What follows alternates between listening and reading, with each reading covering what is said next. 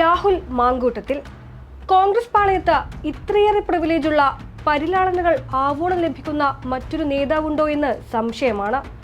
കേരള ചരിത്രത്തിൽ തന്നെ ഇന്നേ വരെയില്ലാത്ത തരത്തിൽ ആരോപണങ്ങൾ ഏറ്റുവാങ്ങേണ്ടി വന്ന ഒരു MLA.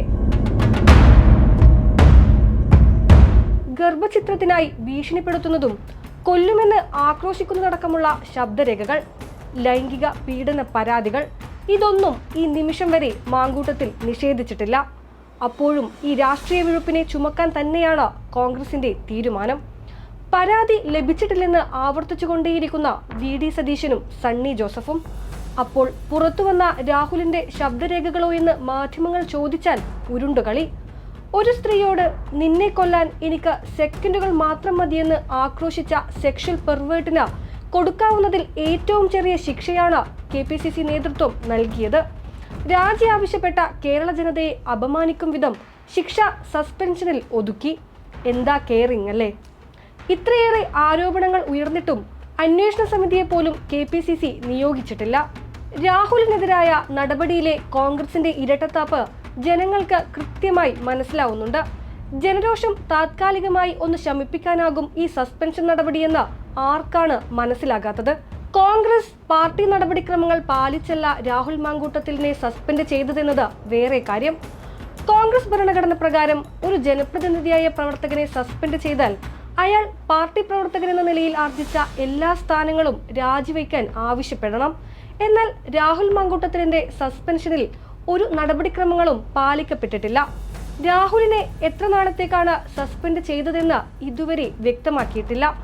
കോൺഗ്രസ് ഭരണഘടന പ്രകാരം സസ്പെൻഷൻ കാലാവധിയും വ്യക്തമാക്കേണ്ടതുണ്ട്. നടപടിക്ക് മുമ്പ് ആരോപണ വിധേയനോട് വിശദീകരണം ചോദിക്കുകയും വേണം. രാഹുൽ KPCC അംഗമായതിനാൽ തന്നെ പദവി രാജിവെക്കാത്തതുകൊണ്ട് കോൺഗ്രസ് മെമ്പർഷിപ്പിൽ നിന്നും പുറത്താകുന്നുമില്ല. KPCC അംഗമായതിനാൽ എത്രയും വേഗം AICCയെ അറിയിച്ച KPCC എക്സിക്യൂട്ടീവിന്റെ അംഗീകാരം നേടണമെന്ന നടപടിക്രമവും ഇവിടെ പാലിച്ചിട്ടില്ല. KPCC അധ്യക്ഷൻ സണ്ണി ജോസഫ് കോൺഗ്രസ് ഭരണഘടന അനുസരിച്ച് രാഹുൽ മാങ്കൂട്ടത്തിലിനോട് ഇതുവരെ പദവി രാജിവെക്കാനും ആവശ്യപ്പെട്ടിട്ടില്ല. നടപടിക്രമങ്ങൾ പാലിക്കാത്തതിനാൽ രാഹുലിന് അപ്പീല് പോകാം.